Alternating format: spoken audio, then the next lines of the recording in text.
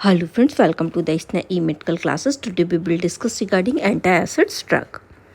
First we will discuss about what are the antacids. Antacids जो रहती हैं ये क्या रहती हैं, ये मेडिकेशंस रहती हैं जो ये क्या करेंगे, जैसे किसी को पर्सन को हार्ट बर्न हो रहा है, जैसे कि जलन जो है वो सीने में बहुत ज़्यादा होने लगती है, इंडाइजेशन होने लगता है, कोई चीज़ जो है वो डाइजेस्ट नहीं कर पा रहा है, ठीक है, जिसकी वजह से पर्सन को बहुत सारे सिम्टम जैसे जलन जो है, एकदम से ब्लॉटिंग जो है वो एब्डोमेन में जो है वो देखने के लिए मिलती है।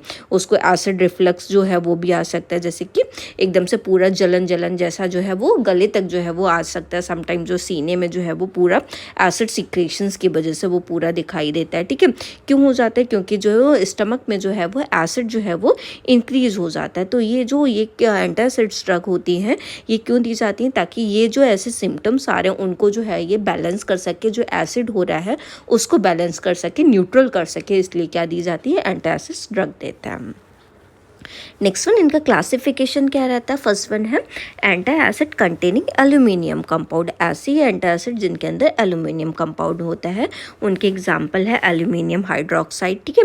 नेक्स्ट वन है हमारा एंटासिड कंटेनिंग मैग्नीशियम कंपाउंड। कुछ ऐसी एंटासिड्स होती हैं जो मैग्नीशियम कंपाउंड को जो है वो रखती हैं, जिसका एग्जाम्पल है मैग्नीशियम हाइड्रोक्साइड, मैग्नीशियम कार्बोनेट।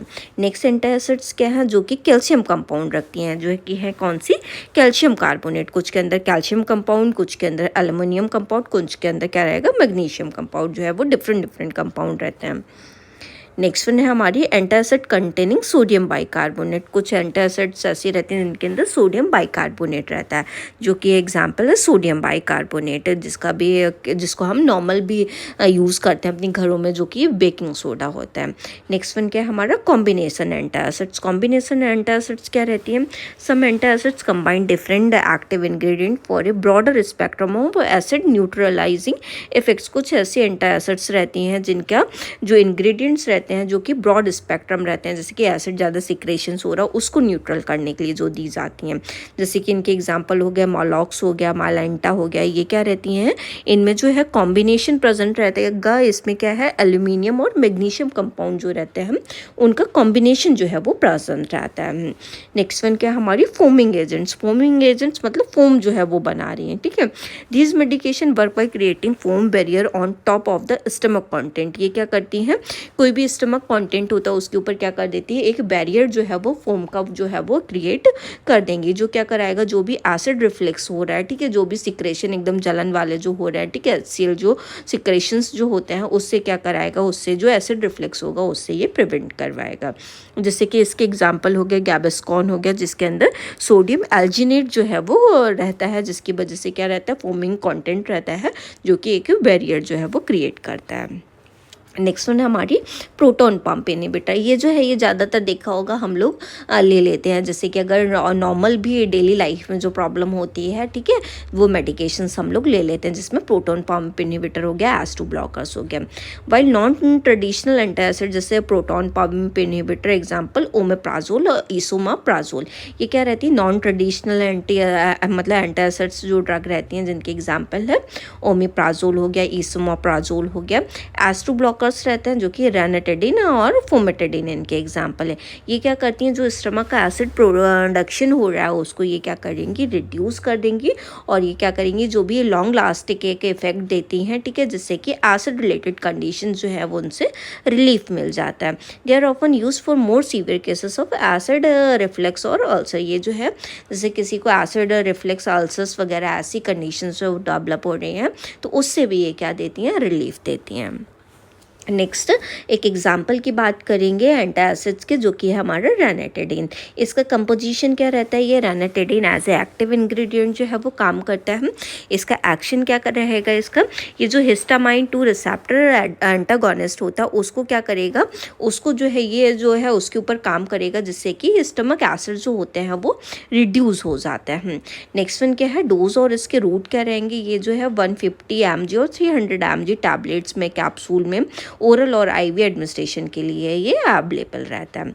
इसका इंडिकेशंस क्या रहता है, अगर किसी को GERD हो रहा है, ठीक है, गैस्ट्रोइंटेस्टाइनल रिफ्लक्स डिजीज़ वगैरह हो रही है जिसमें पूरा अल्सरेशन जो है, बैक रिफ्लक्स जो है वो आते हैं, ठीक है, उसके लिए दी जाती हैं। अल्सर्स फॉर्म हो रहा है उसके लिए दी जाती हैं। सीने में जलन, हार्टबर्न जैसे जो वो प्रॉब्लम है उसके लिए दी जा रही है। जॉलिंजर एल्सन सिंड्रोम, जिसमें कि कॉमन जो सारे GERD, अल्सर्स, हार्टबर्न ऐसे जो पूरी चीज़ें जो है इसमें सिंड्रोम में दिखाई देती हैं, ठीक है। या फिर किसी को स्ट्रेस अल्सर हो गया, उससे प्रिवेंट कराने के लिए, उसको ना हो स्ट्रेस अल्सर, उससे प्रिवेंट कराने के लिए ये ड्रग जो है वो दी जाती है। नेक्स्ट वन, इसके कॉन्ट्राइंडिकेशंस क्या रहते हैं, एलर्जी टू रैनाटिडिन और S2 ब्लॉकर। अगर कोई भी पर्सन रैनाटिडिन से या फिर और कोई S2 ब्लॉकर से अगर जो है वो एलर्जिक है तो ये ड्रग जो है ये नहीं दी जाती है। ड्रग इंट्रैक्शंस जो हैं इसके क्या रहते हैं, this interaction with certain medication including anti retroviral और ब्लड थिनर। ये ड्रग जो होती है जैसे कि कुछ सर्टेन मेडिकेशंस ऐसी रहती है जैसे एंटी रेट्रोवायरल ड्रग हो गई जैसे साइक्लोविर वगैरह, तो उनके संग में जो है ये इंट्रैक्ट करती है। जो ब्लड थिनर मेडिकेशंस होती हैं, थिन कराने का काम करती हैं, ठीक है, उसके संग में भी ये क्या करती है, इंट्रैक्ट करती है। तो जब अगर पर्सन को ये ड्रग प्रिस्क्राइब की जा रही है तो उसकी पूरी नोन हिस्ट्री होनी चाहिए कि उसके संग में ये इंट्रैक्ट ना कर जाए, उनका एफिकेसी रेट या कोई कॉम्प्लिकेशन जो है वो क्रिएट ना कर दें। तो अगर जब health care provider in drug को देने जा रहा है तो उसकी पूरी नोन हिस्ट्री हो तब इसको जो है वो प्रिस्क्राइब करना है। साइड इफ़ेक्ट्स क्या रहते हैं, ये जो है ये हेडेक जो है पर्सन को कॉज कर सकती हैं, डिजीनेस एकदम बेचैनी जैसा जो है वो करवा सकती हैं, कॉन्स्टिपेशन जो है वो स्टूल का जो होता है, ठीक है, वो उसको क्या करवा देंगे, हार्डनिंग उसकी करा देती हैं।